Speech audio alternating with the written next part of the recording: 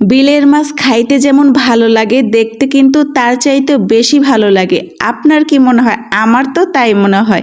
Hello everyone, সবাই কেমন আছেন? আশা করি সবাই অনেক ভালো আছে। আমিও আলহামদুলিল্লাহ ভালো আছি। চলে আসলাম আরেকটি ভিডিও নিয়ে। ভিডিওটি না টেনে সম্পূর্ণ ভিডিওটি দেখে যাবেন, একটা গঠনমূলক কমেন্ট করবেন, তাহলে কিন্তু আপনার বাসায় যেতে আমার একটু সুবিধা হবে। তা চলেন কথা না বাড়িয়ে কাজ করতে থাকি, আপনাদের সাথে একটু গল্প করি। যেহেতু আমরা গ্রাম এলাকার মধ্যেই থাকি, সবকিছু টাটকা টাটকা তাজা তাজা একদম ফ্রেশ ফ্রেশ পাওয়া যায়। আর এইদিকে আপনাদের ভাইয়ার কথা আর কি বলবো, সে ফ্রিজের মাছ একদমই পছন্দ করে না খেতে, তাই প্রতিদিনই করে কি বাজার করে একদম টাটকা টাটকা বাজার করে আনে, সাথে সাথেই রান্না করতে হবে, সাথে সাথেই খাবে, মানে সে একদম তাজা ফ্রেশ খাবে। যেহেতু আমরা একদমই গ্রাম এলাকায় থাকি, বাসা বাড়ির মধ্যে থাকলেও কিন্তু একদমই গ্রাম এলাকা, সব কিছু একদম নদীর বিলের তাজা শাক সবজি মাছ বলেন সবই তাজা পাওয়া যায়, মানে একদম টাটকা টাটকা।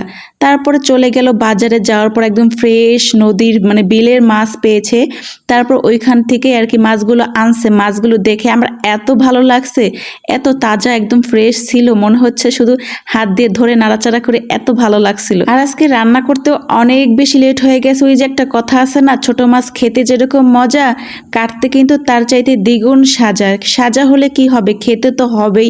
মজার জিনিস খেতে হলে কষ্ট একটু করতেই হবে।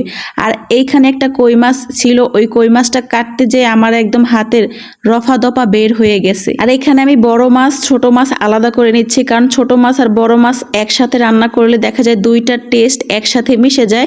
তাই ভাবলাম প্রতিদিন তো একসাথেই রান্না করি, আজকে একটু আলাদা আলাদা রান্না করি। তো ওইখানে আপনাদের ভাইয়া পুঁই শাক আনছিল, পুঁই শাক ভাজি করতে বলছিল, যেহেতু 12টার মতো বেজে গেছে বাজার করে আনতে আনতেই।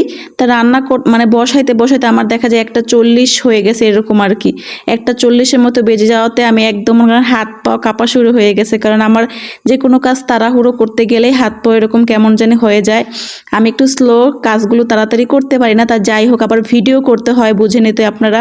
তারপরে সব কিছু একদম ঠিকঠাক করে আর কি মাছগুলো কেটে পরিষ্কার করে, আর আমি মাছগুলো কিন্তু আলাদা করে নিয়েছি। আর এখানে ডাল বসাই দিয়েছি, ভাবলাম পাতলা ডাল রান্না করি আর পুঁই শাকগুলো রেখে দিই, আর 2 আইটেমের মাছ ভুনা করি। আর ওইদিকে আমি ভাতও রান্না করে ফেলছি, রাইস কুকারে বসাই দিছিলাম, আর ঝামেলা নাই। রাইস কুকারে আরেকটা সুবিধা, ভাত বসাই দিয়ে অন্যান্য সব কাজ করা যায়। তো এইদিকে আমি পেঁয়াজ কাঁচামরিচ দিয়ে হলুদ মরিচ তারপরে জিরার গুঁড়া কষিয়ে তারপর মাছগুলো রান্না করে নিচ্ছি। অন্য কোনো মশলা দেই নাই, আর বললামই তো মশলা খাই না, খুবই কম।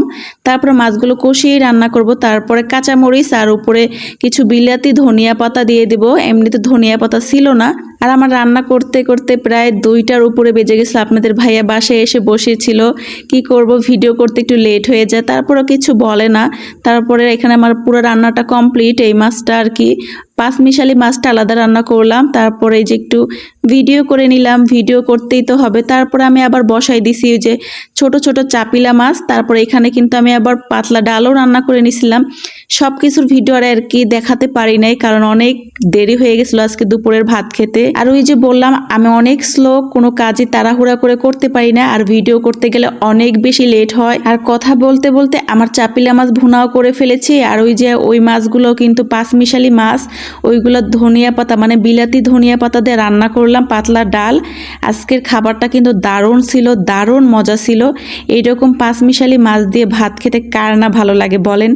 কথা বলতে বলতে আমার রান্না বান্না খাওয়া দাওয়া সব কমপ্লিট। আজকের ভিডিওটা এখানেই শেষ করছি। সবাই ভালো থাকবেন, সুস্থ থাকবেন। Thank you for watching. আল্লাহ হাফিজ।